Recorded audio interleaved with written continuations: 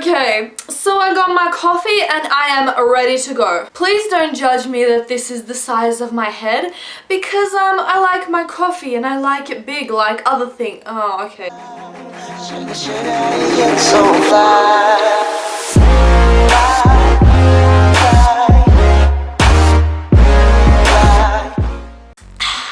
Thumbs up if you love coffee. Thumbs up if you don't love coffee. Thumbs up if I have the most fashionable outfit on right now for you guys. It is amazing. Can we just take a moment to appreciate my fashion sense at the moment? All grey on. Hello, beautiful people of the world. Today I am coming at you with another video, and this is my creepy stalker story.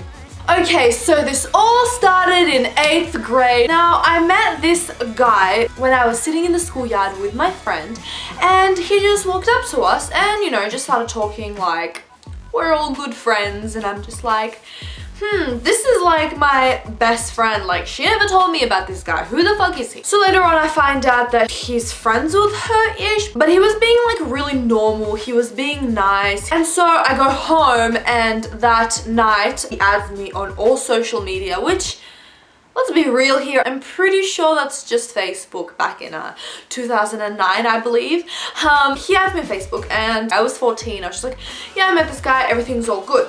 So that night, he motherfucker starts talking to me that night. And he's just like, oh hey, how are you? Blah, blah, blah, blah, blah, blah, blah. Can I just say, he talks to me as if we've known each other forever and we're like soulmates. Let me just tell you now, the way that I treated him was, I replied to him very, very politely. I did everything politely because I didn't want to hurt his feelings, but I never led this guy on because I kind of felt like he had like this really like weird vibe about him. So I was just like, okay, I'm just gonna politely reply, but that didn't stop him. So he keeps like messaging me like nightly, sometimes like once a week, but nevertheless he keeps messaging me. At that point in a month or so, I've gotten to know quite a bit about him because he has told me a motherfucking shitload about himself. He's just told me about how he loves Michael Bublé, how he loves Maroon 5, and that he found out that I love Maroon 5, and I'm just like, okay mate. So like during that time he'd always like link me, I don't know, like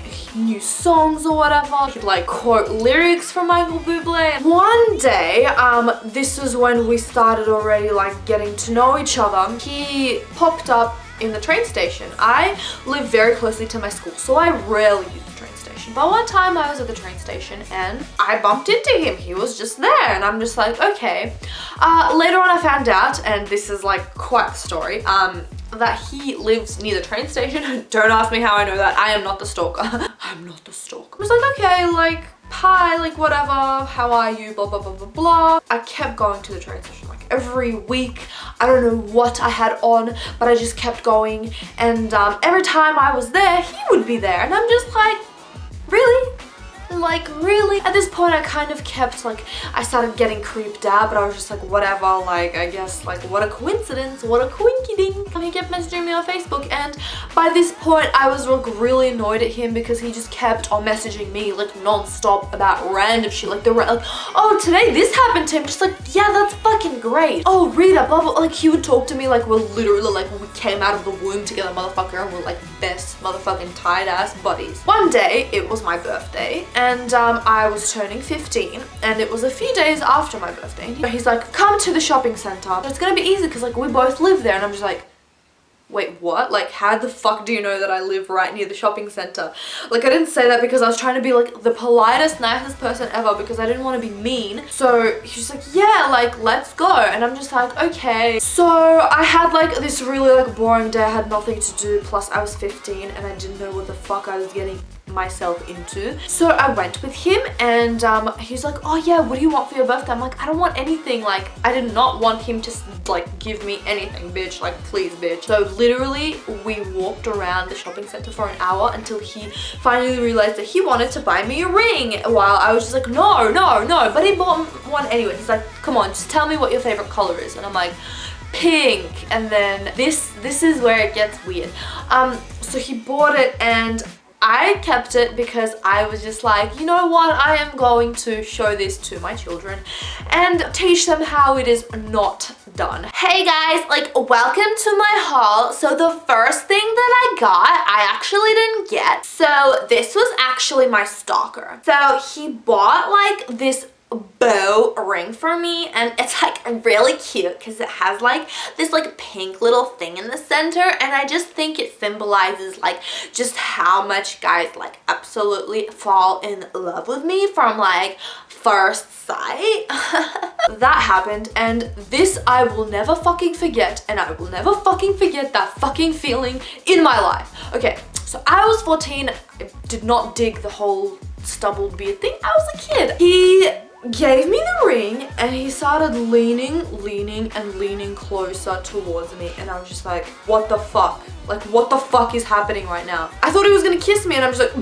bitch, no. He came up closer to me and he fucking like curved around my face and kissed me on the cheek, and he had like a little bit of like a brown stubble all on his face, and it was, bitch, it was so disgusting. Like, it was all like sandpapery and like gross and rough, and it just like prickled my skin, and I was just like, ugh. And that fucking creeped me out so much because I barely knew the guy, and I was just like, okay, I'm gonna go now. There's something that my mom wants me to do, so I'm just gonna go. And I was freaking out internally, like heavily breathing, internal screaming. That was me. And he's just like, no, like I have like this whole day planned out for you. Like, I didn't even think he had anything. He just wanted to be with me or whatever.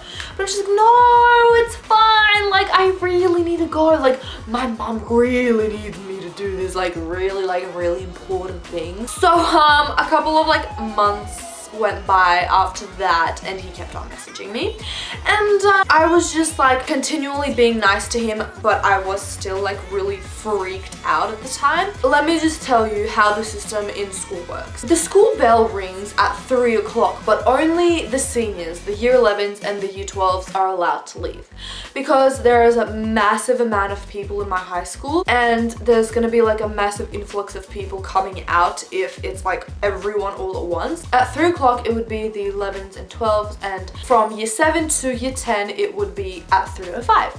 So I was walking out of school one day and he was standing outside, and I'm just like, holy shit, like this is the end. Like, today is the day. Today is gonna be the day when they're gonna throw it back to you. So I was like, yeah, this is the day. I've lived a full 15 wonderful, amazing years. It's gonna be great. So he's like, hey, like, can I walk you to my house? Like, don't worry, like, it's not a big problem for me. I live close anyways. And we were walking home, and then he's just like, oh yeah, like, this is where I live. Like, and he like pointed out where he lives, and I'm just like, great. And he's just like, yeah, like, we should hang out sometime. And I just like, no, like, I didn't even say yes. I didn't say no. I was just like, fucking victimous fucking laugh ever. And like, who doesn't fucking pick up on that? Who? I'm a fucking owl. I literally thought that I was gonna like get murdered that night because he like officially knew my apartment and everything. Climbing in your windows, snatching your people up. I left and he kept on messaging me. Thank God nothing happened. I didn't fucking die. So he just kept on messaging me throughout the months. He got my mobile number as well. He managed to do that. And he's been like posting on my walls, you know, like normal like stalkerish things. And then one day I just stopped fucking texting him. I was just like, you know what, I'm fucking done. At this point I was 16. My boyfriend at the time was like, what the fuck, Rita, like, you have to stop fucking texting him. And I'm just like, you know what, like, why have I been texting him this whole time? So I stopped, and I stopped like contacting whatsoever. But this for some reason was the thing that freaked me the fuck out the most. He just kept on messaging me, like at least once a week. He would either text message me or he would message me on Facebook and be like, hey, how are you? Hey, how's it going? Whenever like some like life thing happened to me, like a big life thing happened to me, and I put it on Facebook, he'd just be like, oh, like, you got a new job, that's amazing. I did not reply to him whatsoever. And so he'd start like going, why the fuck are you not replying to me? What did I do wrong? Like he seemed like really angry. In the space of 2 minutes, he would text me and it'd just keep on going and going and sending just like, I'm sorry, I'm a fucking dickhead. I'm really sorry for treating you how I treated you. Like as if he was my fucking boyfriend. I felt so creeped out. I moved to a whole new suburb completely. Like a lot of me was like, I'm so happy that he doesn't know where I live anymore because I was genuinely freaked the fuck out. I moved and I get this text message and he's like, oh, you moved to this suburb. Where do you live now? Like, is it close to like the train station? Or like, what the fuck is with you and train stations, dude? It freaked me out that he knew that I moved to that suburb. And so I fucking blocked him on Facebook, and that is the moment it kept on getting creepier because he would just blow up my phone. He would blow it up. Message upon message upon message. It would just keep going. Like it would not stop. This is like a massive thing. He graduated already when I was 16. So he's left school. So where it all ended is he would text me every few months or so, and then I'd change my number and he'd be like, hey Rita, like why'd you change your number? And I'm just like, how the fuck did you get my number? Like he would keep getting information about me and texting me about it. And I was like, I was on the fucking verge of going and fucking blocking my number from him, and I didn't know how to do that because like, number one, I didn't take it that seriously. Number two, I couldn't be bothered, and my boyfriend's like, dude, like fucking block his number. He is freaking you out. He is freaking everyone out. He actually wrote like, this is Rita's boyfriend. Stop fucking talking to her. She's fucking creeped out. And he would keep on going like it's nothing. So where it all ended is that first it would be every week he would text me, and then it would be every month he would text me, and then he would text me every few months or so. That has been my creepy stalker story. Thank you so much for watching, guys. Make sure to subscribe. I post videos every Tuesday and Friday, and I really want to make content for you guys to give you inspiration to do something great every single day. Thank you so much for watching. I love you all. I'll see you in the next video. Bye!